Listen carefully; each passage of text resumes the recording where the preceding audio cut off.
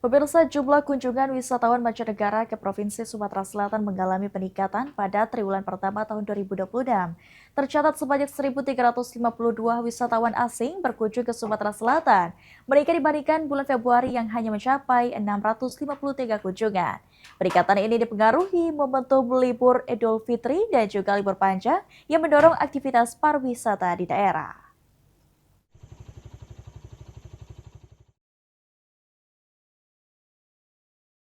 Kunjungan wisatawan mancanegara ke Provinsi Sumatera Selatan pada triwulan pertama tahun 2026 menunjukkan tren positif.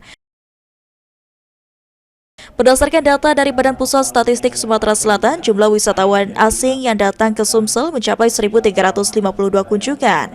Angka tersebut meningkat signifikan dibandingkan Februari 2026 yang tercatat sebanyak 653 kunjungan atau naik 107,04%.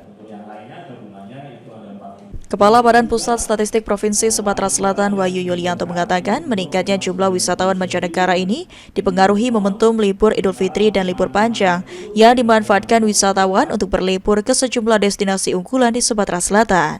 Distribusi wisata mancanegara yang berkunjung di Sumatera Selatan terdiri dari beberapa negara, yaitu Malaysia sebanyak 38,24%, Tiongkok 10,80%, Singapura 7,40%, Australia 0,89%, dan negara lainnya sebesar 42,68%. Selain sektor pariwisata, peningkatan kunjungan wisatawan juga memberikan dampak positif terhadap okupansi hotel, sektor kuliner, hingga pelaku usaha ekonomi kreatif di daerah. Mancanegara, iya, karena dari di bulan Februari ini kan sebanyak 600, terus kemudian menjadi 1.352, karena di bulan Maret kan libur, ya kan di pertengahan Maret sudah mulai Ramadan, sudah akhir Ramadan. Lebaran, terus kan akhir Maret itu kan libur panjang.